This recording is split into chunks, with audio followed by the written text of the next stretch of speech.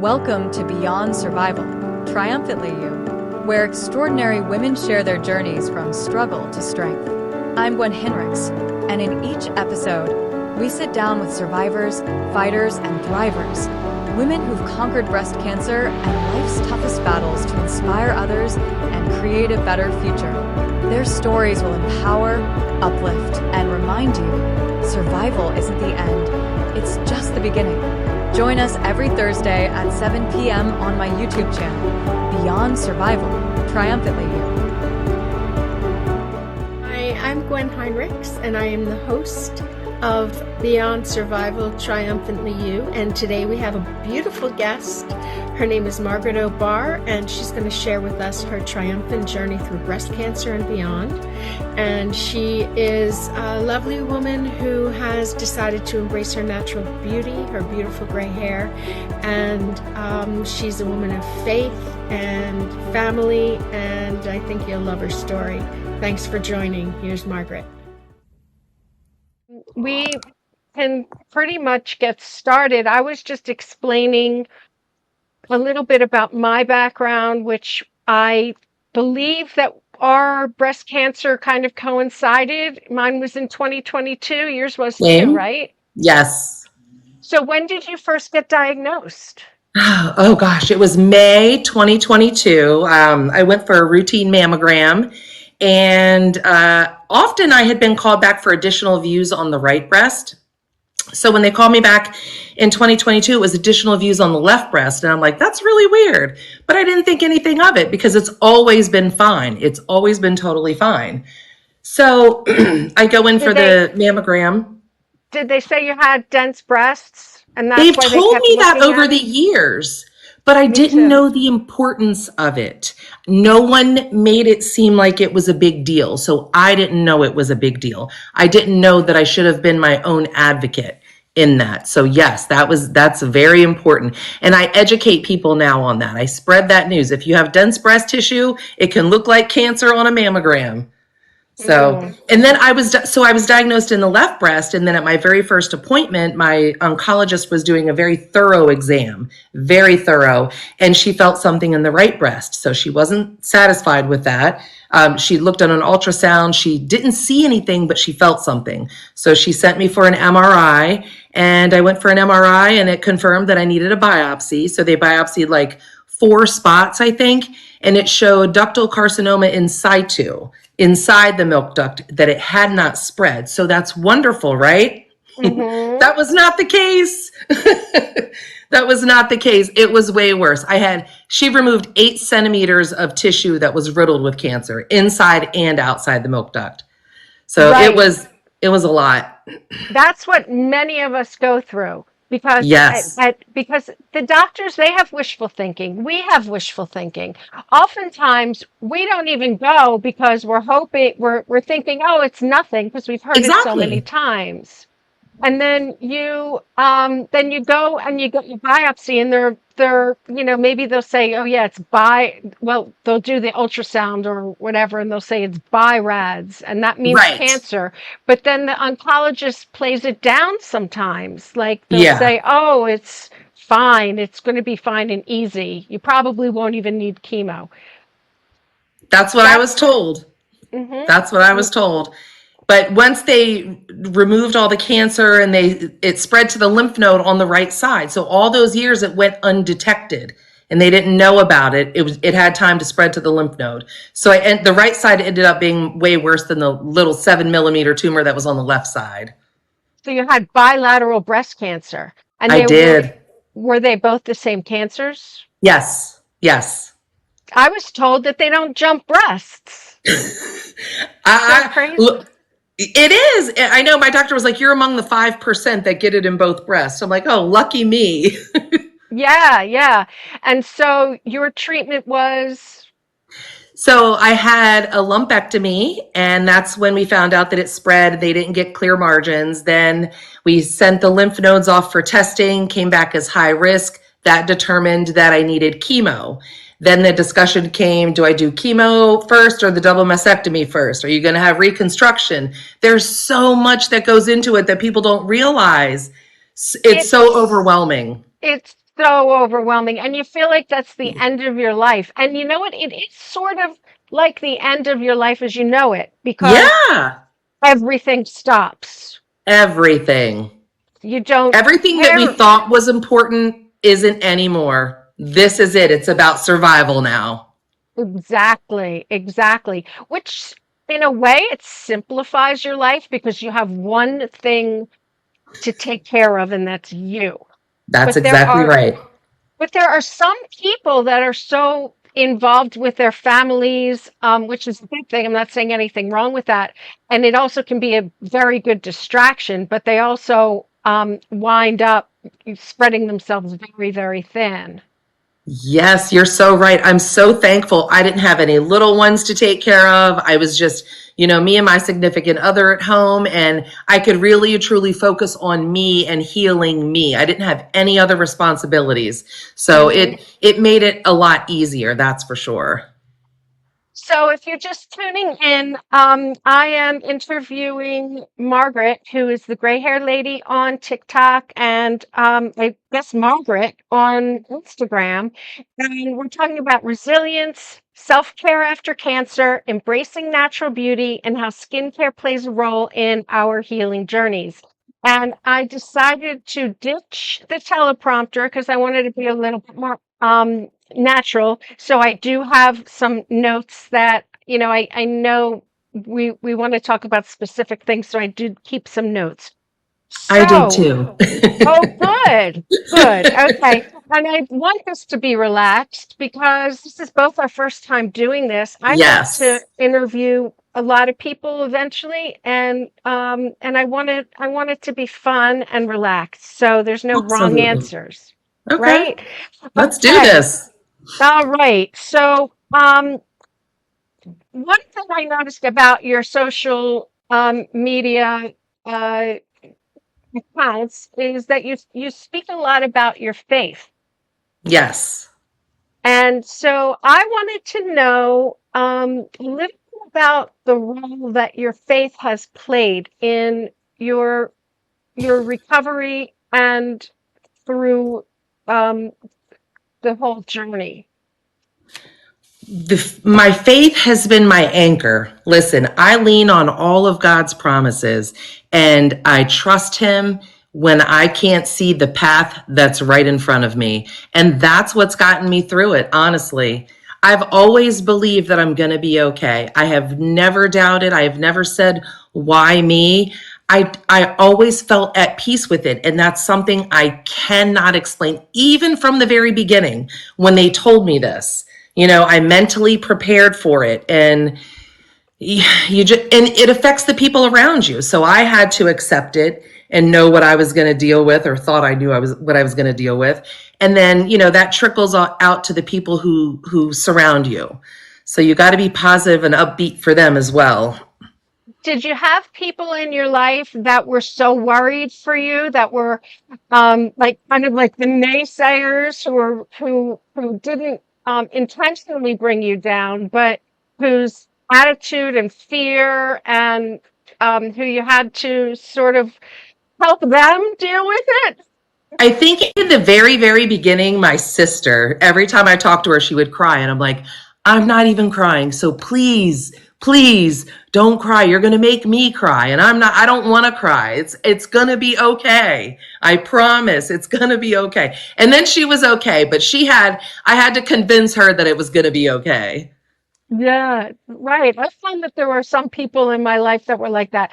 And then there were also some people in my life who acted like there was absolutely nothing wrong at all. And it was Yep. pretty difficult to deal with too, Yeah. right? Yep. Okay, so let's see. Uh we've heard of your faith. How has your faith changed? Has your faith in God, you're Christian, right? Has your faith in Yes. God or Jesus changed as a result of your I your would say situation? that post cancer, it's gotten better. Like going through it, I was just literally trying to survive and please God and thank you, God. But after I got through it, it's like He took me through war, like literally. my body went through a war and he got me through it. So it's just, I'm so grateful and so appreciative of that. I mean, we don't deserve his grace and mercy, and he shows us that every day. So I'm so thankful for that. Yeah.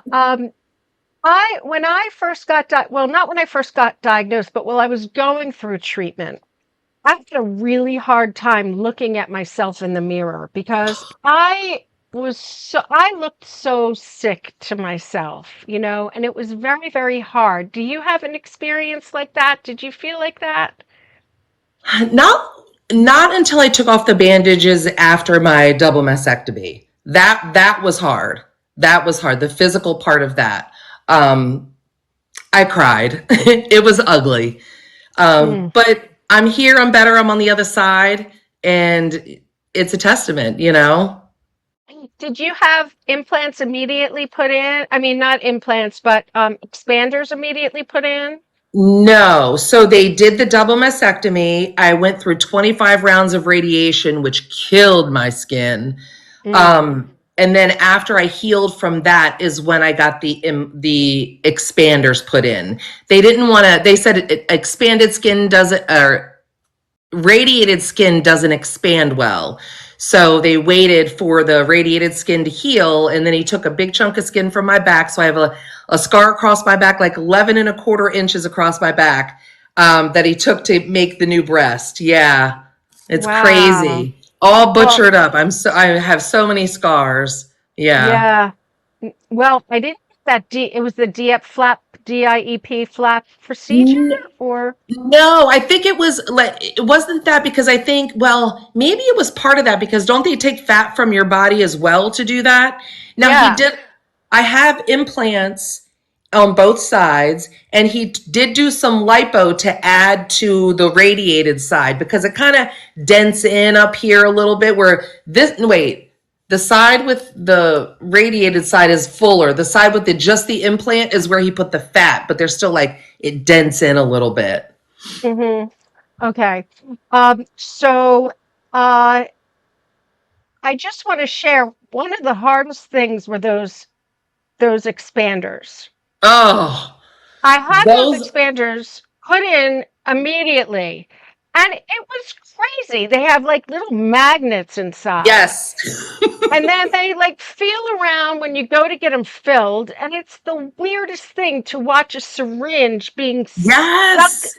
in this tube, which was like this square packet of it's like these two square packets of fluid underneath weird skin, and it was the oddest experience ever. But Yes. it's nice you didn't have to go through that. That stunk. So, what's the biggest challenges, or what was one of the biggest challenges you faced emotionally and physically through all this? Emotionally, just knowing that you're not going back to, you have a new normal that you didn't ask for. We didn't ask for this. This is what we were dealt, and you just got to deal with it. Seeing myself physically with all the scars, that's really hard. That's really hard. You get a new Yeah. body that you didn't want, and you got to learn to love it. The no hair thing. When you lost all your hair, did you lose all your hair? Yeah. Oh, let me Oh, tell yeah. you. Yes, I tried to do the cold capping. That did Uh, not work. That did not work. So yes, after my second chemo, by the time I had my second chemo, I was losing hair. So after, I believe it was my second chemo, I came home and we had a shave party and I shaved it. uh, Yep. so heartbreaking. I remember Oh, it sitting was on top of my devastating. boat. Horrible. I'm People sitting on don't top of my realize how bad. They think we're being vain. Like, it's such a, we're feminine, we're women. This is a huge part of our identity. I mean, it is. it's And if people sacred. who say it's just hair, it'll grow back, cut your hair and then tell Right. me it's just hair. Yeah, exactly. I'm sitting on top of my boat. I was living on a boat at the time, and and my husband did it for me. And I was sitting on top of, the helm, the upper helm, and he's Uh-huh. there just crying, and he's jokes. shaking my head and he's making jokes, but he is always making jokes. So, be positive, sort of. So yeah, it was a terrible, terrible time. And then looking in the mirror and seeing this bald head, and then people calling Yeah. you sir. You know, Yes. it's I like, always wore cancer shirts when I went out so people would know this isn't by choice. Like I wanted them to yeah, know. Every shirt had a cancer, something about breast cancer on it. So this is my look. I'm telling you, I don't look like this on purpose. exactly. I saw like people can be nasty out there too. Like I saw somebody call some woman with her hair was just coming in and they were calling her names like a dyke and stuff like that. And she was Oh, devastated. People can be so nasty. For they the can most be. part, I was going to say, I'm so fortunate. I never experienced anything like that. Strangers, friends, everybody just really rallied around me and truly just loved me through the process. so what surprised you most about yourself going through the whole thing? That I did it. Like, I really did this. It was hard. It was really hard. And I Hmm. did it. And I didn't complain and I just did it. It was like I had to. We have to, but I didn't think I could. You don't think you can face something like this because you don't know what you're getting ready to face. You have no idea. And everyone's journey is so different. Everybody's experience is so different. And some of the support groups that I'm in, I'm not going to lie, they're overwhelming and they frighten the crap out of me. And I'm like, is this what I'm going to go through? But everyone's journey is so different. So just got to take it with a grain of salt. Margaret, what was high risk about your particular cancer? High risk. I was still stage 1. Even though I went through all that I went through, like finding it in the other breast, finding that it had, advanced to the lymph node. I thought that would have upped the staging. You know what I mean? I went through a lot. The incision on my back opened up. It was leaking. I had to get stitches in my back. It was just one thing after another. You're just trying to Yeah, make it through and you're like, there's an end in sight. But even when we're done, we're not done because we got to no, take these AIs. yeah. Oh, It, the AIs are awful. Oh, listen, I've said several times, I would rather go through treatment again because the treatment had an end date than to take these AIs and suffer the side effects of those because they're horrible. They're Yeah, so horrible. I know, I know. Yeah, I think I'm what, 2.5 years into a 5 to 10 years. Of course, I'm going to get to five, and they're going to go, "Oh, you got to go to 10." That's what they do. That's what they What do. are you taking? Letrozole and Astrazole? I'm no, I was on an anastrozol, but I couldn't tolerate it. I didn't like it at all, so I got on exemestane, and it's much more tolerable for me. Okay. I was on letrozole and couldn't tolerate it, and I switched to anastrozole, and so far, so good. Oh, good. That's good. Like Yes. I See, did. I everyone's lost journey some is hair. different. Yep. I mean, on anastrozol, I don't even want to talk about the bad side effects of anastrozol, but it wasn't good for me. Probably the same thing that you went through on letrozole. Yeah. So I want to talk about your beautiful hair. I So have a tell me love about hate it. relationship with this hair. Well, I used to. I had long dark hair before cancer. I dyed it every 4 to 6 weeks. I was at the hairdresser getting the gray covered up. I didn't know all of this was underneath of what I was covering up. I mean, I am 55 years old, so I'm embracing that age, but I was afraid to embrace this, and I felt like it made me look old, and I did not like it. I did not want it, but I'm so grateful for it because it's just as thick as it was before, and I get so many so many compliments on it. And I believe that other people's love for it has made me truly love it. And it has a story. So when they compliment me on my hair, I'm like, listen, I think I'm one of God's favorite people because this is what he gave me after cancer. Like, how amazing is that?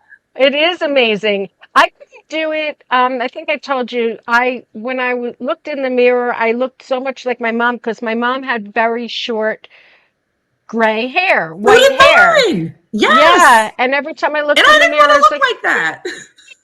I didn't. So what gave you, how did you get through that awkward stage where it got so long and beautiful? That's the thing right Once there. it started growing, it grew, it had little waves, and then they were just getting longer and longer. And the compliments came right away. Like, I was not loving it, but the compliments were coming right away, and they have not stopped. And I'm so grateful. And it's really made me love it. It really, really, other people's love for it has made me love it because I did not love it at first.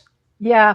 And it makes me, it gives me some hope that my hair is going to be very beautiful when I let it go. And the short white bothered me, but I might be getting some courage to let it, Uh-huh.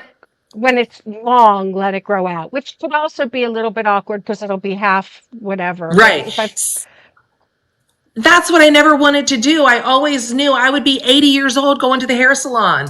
But God must yeah. have been like, hold on, I got you, girl. I'm not going to let you waste Hmm. all that money. Yeah. Yeah. Did your perspective on beauty change after cancer treatment? 100%. Yes, it did. It did.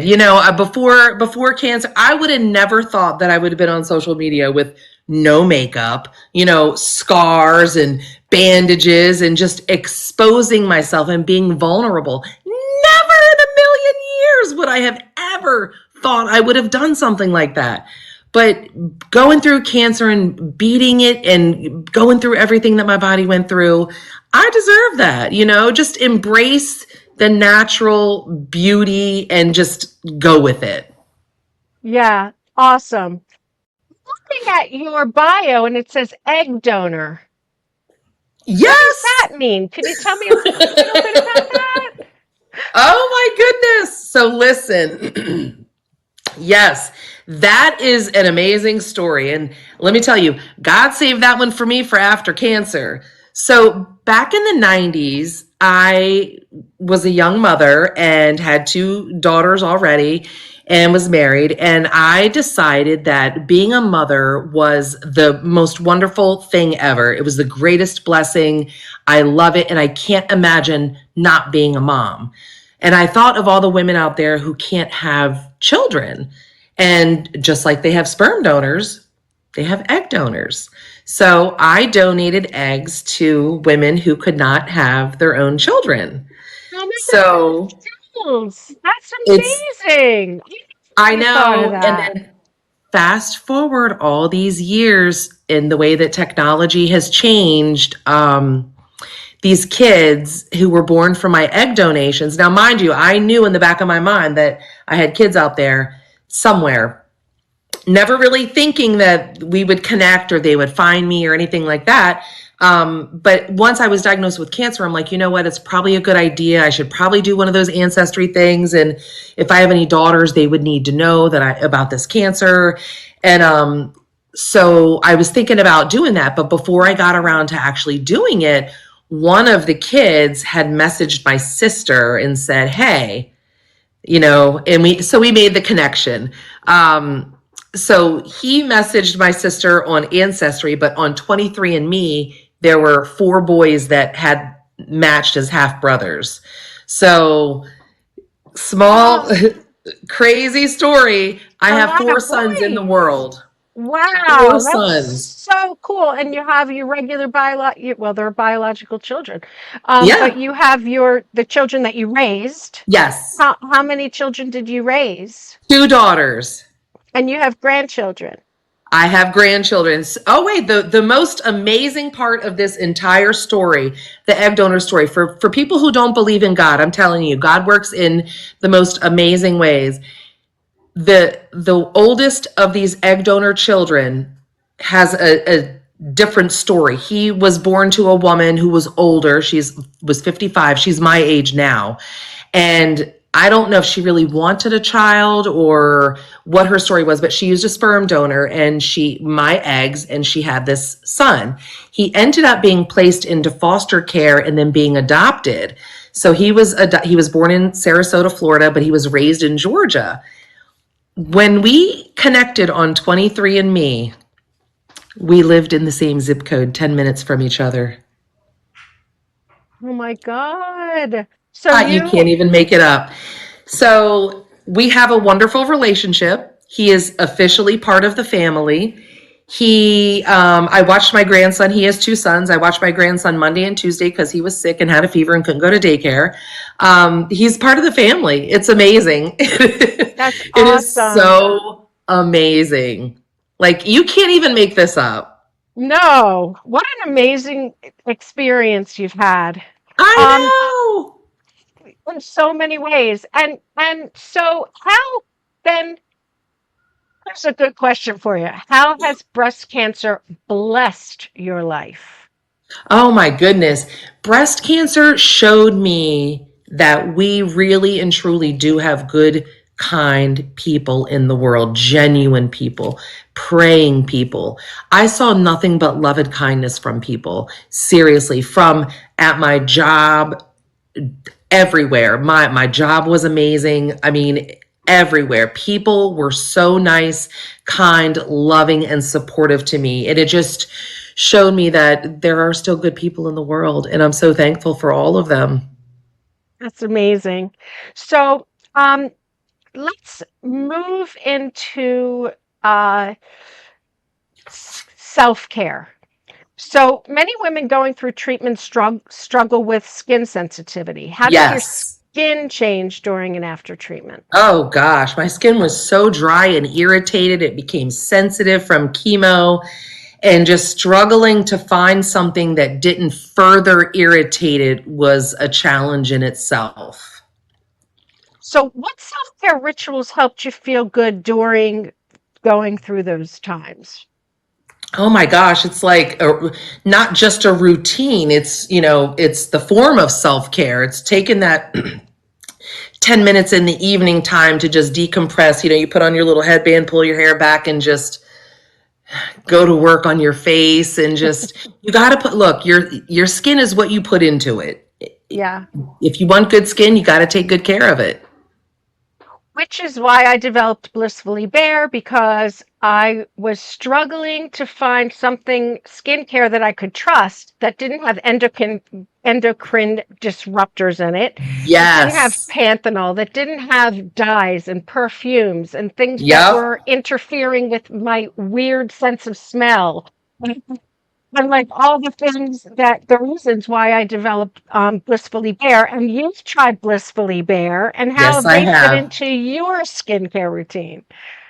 Let me tell you, I've tried the snow mushroom facial cleanser, the toner, the serum, the under eye serum, the lip balm. I love it all. But if I had to choose a favorite, I'm going to go with the facial cleanser. It is so smooth and creamy. It's silky and just thick, and I love it. And it doesn't dry your face out. I was so impressed. Yay! I'm so glad. And I don't want to make this all about Blissfully Bare. So I want to ask you what advice you would give women currently facing diagnosis or fighting the good fight, or even post survival. I would say, girl, give yourself some grace. Your body went through a war, and instead of focusing on what has changed, focus on what you overcame, because it's a lot. We know it's a lot. Just show yourself some grace. That's beautiful. And that's exactly, I gave myself a break. I allowed myself to feel bad, to feel okay, I don't think all the feelings I allowed myself to feel. Yep. That's how we heal. You got to feel it and let it go. We can't hold it in. It's no good for us. I wake up every day just to fight the aging process. I understand. It's a tough fight, I gotta say. Well, I appreciate so much talking to you, and you're just somebody who I knew was going to be inspiring to other women going through this. And Thank you're you. inspiring to me, and I love the fact that you do have you're a faithful, you have so much faith, and that was something that got me through too. I'm not Christian, but I'm a spiritual person. I was just thinking Yeah. today how I haven't really connected to my spiritual side in a little Mhm. while, because I was so bogged down in my everyday activities that I didn't really connect. And I was thinking about you and thinking, I haven't really connected to my spiritual source in a while. Yeah. And as soon as I thought that, whoosh, it was like the energy in my body, in my mind, in my soul just lifted, like just See the how that thought of works? it. Yep. Yeah, just lifted up, and everything else was quieted, and I felt calm and See? quiet. And I knew tonight was going to be great because we have so many amazing things to talk about with Yes. other people by doing it. So thank you so much, Margaret. I appreciate it so much. You are Thank you very for being welcome. Thank you. here. I love your skincare products. My daughter kept the facial, the serum, the face when I went to visit her. So I have to get another one. Yes, she loves it. She Yay. loves it. And I just came out with it's in trial, but it's a moisture lotion, and it has kojic acid in it, which is a substitute for hydroquinone, which is cancer causing lightening. It lightens your spots, but it causes cancer. They even have a Everything warning on does. it that you have to quit this stuff after 6 months, but you don't have to quit the kojic acid. So it's a Okay. beautiful moisturizer, and I think I'll send you some so you could try, because everybody's loved it so far. And we'll Good. be boxing that up and putting that on for sale too soon. All So right. thank you. Love you. Thank you, Mwah. Gwen. I Thank you. appreciate it. All right. Okay. Bye. Bye. Thanks everybody for joining us. Please put in a comment. I see we have a couple of messages here. That's lovely. Like, comment, share, and I hope to see you again soon. Bye. Bye.